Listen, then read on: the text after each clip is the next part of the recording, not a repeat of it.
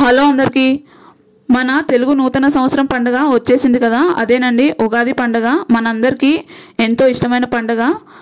ముందుగా మీకు మీ కుటుంబ సభ్యులందరికీ విశ్వవసునామ ఉగాది శుభాకాంక్షలు. తెలుగు క్యాలెండర్లో 60 సంవత్సరాల ప్రతిచక్రాన్ని సంవత్సరం అని పిలుస్తారు. అలాగే హిందూ పంచాంగం ప్రకారం ఒక్కొక్క తెలుగు సంవత్సరానికి ఒక ప్రత్యేకమైన పేరు ఉంటుంది. ఈ ఏడాది ఉగాది పేరును విశ్వవసునామ సంవత్సరం అని పిలుస్తాము.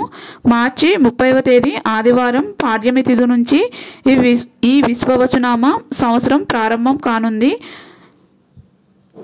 మనిషి ప్రకృతికి కాలానికి అనుగుణంగా జీవిస్తున్నాడు కనుక నూతనంగా మారినప్పుడు మనిషి జీవన విధానం కూడా నూతనంగా మొదలవుతుంది అనే అర్థం.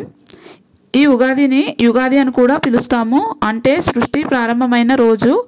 మన కష్ట నష్టాల నుండి విముక్తి కలిగి సిరి సంపదలు సుఖ సంతోషాలతో జీవించాలని కోరుకుంటున్నాను. ఉగాది అంటే మనకు గుర్తుకొచ్చేది ఉగాది పచ్చడి.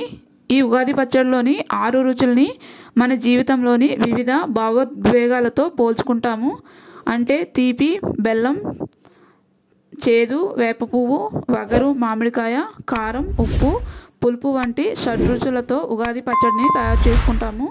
ఈ ఉగాది పచ్చడిని ఎలా తయారు చేసుకోవాలో చూద్దాం. ఈ వీడియో కనుక నచ్చితే లైక్ చేసి సబ్స్క్రైబ్ చేసుకోండి. మీ ఫ్యామిలీ అండ్ ఫ్రెండ్స్ కూడా షేర్ చేయండి. ఇలా షేర్ చేయడం వల్ల ఒక 10 మంది వరకు వీడియోస్ అనేవి రికమెండ్ అవుతాయి.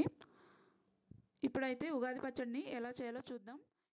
పచ్చి మామిడికాయ 1, బెల్లం, చింతపండు కొత్తది తీసుకోవాలి.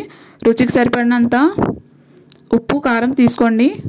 కడిగి పెట్టుకున్న వేప పువ్వును కూడా తీసి పక్కన పెట్టుకోవాలి. తర్వాత చింతపండుని 2 సార్లు కడిగి నానబెట్టి గుజ్జు తీసుకోండి. ఈ చింతపండు రసాన్ని వడకట్టి ఒక బౌల్లో తీసుకోవాలి. ఇలా చేయడం వల్ల దాంట్లో ఉన్న ఇసుక మొత్తం పోతుంది.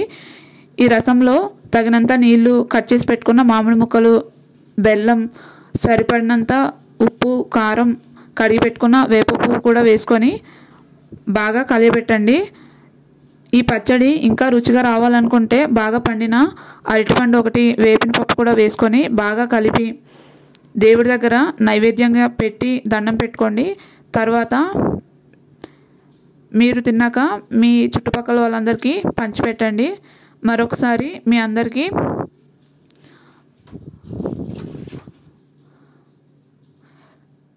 విశ్వవసునామ ఉగాది సంవత్సరం శుభాకాంక్షలు. ఈ సంవత్సరం నుండి మన అందరికీ మంచి జరగాలని కోరుకుంటున్నాను.